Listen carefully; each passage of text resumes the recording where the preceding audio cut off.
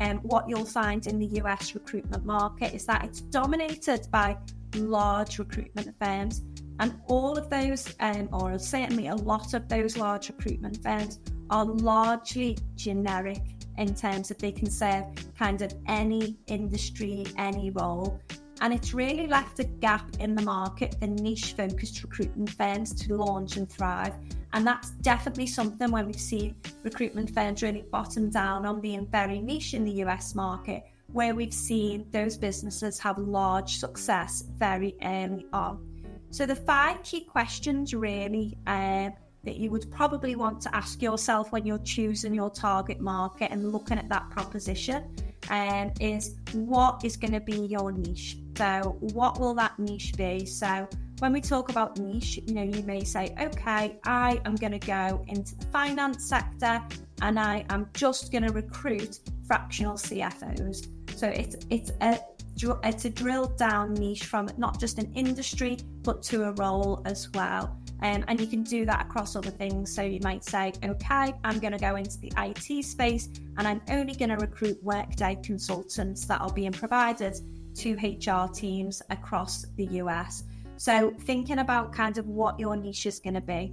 Then looking at, is there already a leader in that niche? Because if there is, you might want to look to tweak the proposition. Or do you have that first mover advantage? So in the state that you're looking at, and I'll come on to the states in just a moment, do you have that first mover advantage in there? Thirdly, is the market large enough to grow your business and to scale that business? So is there enough market? We know there is in the US as a whole, but in the state that you're selected and in that niche, is there a demand for those types of candidates over there? And lastly, can you control the supply of those candidates? We know after that, but remote work is very popular in the US and still is this day, and that clients are still happy to kind of do video meetings and calls. But we would always suggest that once you've kind of nailed that proposition and that niche, that you need to go over to start to see those clients face to face and start to build those relationships before stepping back and delivering your model from the UK. So that's just a little bit about niche and proposition.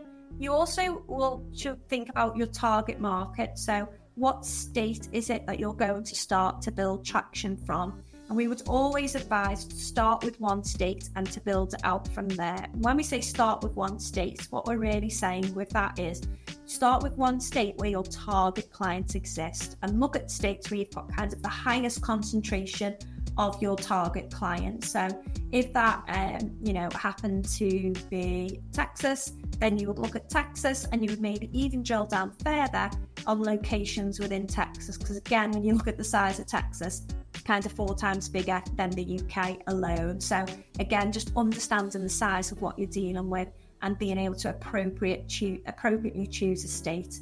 Now again, always link that back to your proposition. So where are my target clients? Where also can my candidates be provided remotely, or are my candidates going to be provided on site? Because again, you might then be led, if the answer to that second question was yes, you might then be led by the talent in terms of choosing your target market.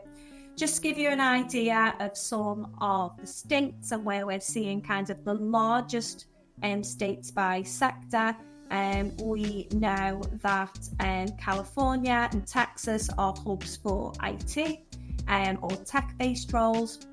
We know that Florida and actually a lot of the East Coast of New York, Chicago, Illinois is very popular for life science roles and particularly finance roles as well.